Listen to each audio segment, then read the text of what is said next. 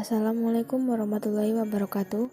Kami dari kelompok 3 kelas 10 MIPA 2 SMA Negeri 1 Sumberjo akan menjelaskan tentang pengertian teks eksposisi, ciri-ciri, struktur, dan jenis-jenis teks eksposisi, yaitu sebagai berikut.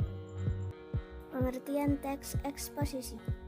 Teks eksposisi adalah teks yang menerangkan suatu pokok persoalan yang dapat memperluas wawasan pembaca.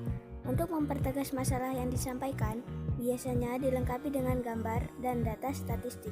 Tujuannya agar pembaca mendapat informasi dan pengetahuan dengan sejelas-jelasnya.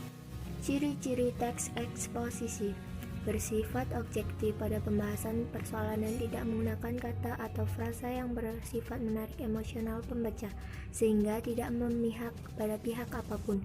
Menggunakan bahasa baku dengan ragam laras, ilmiah, dan gaya bahasa yang lugas.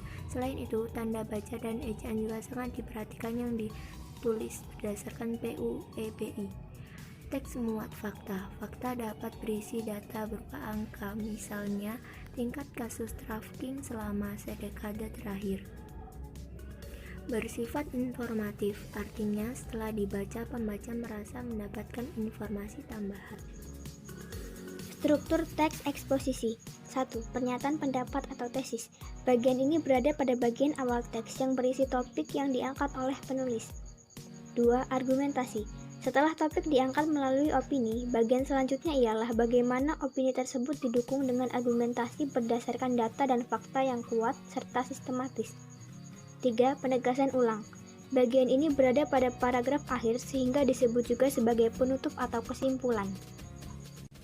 Jenis-jenis teks eksposisi. Yang pertama, eksposisi definisi.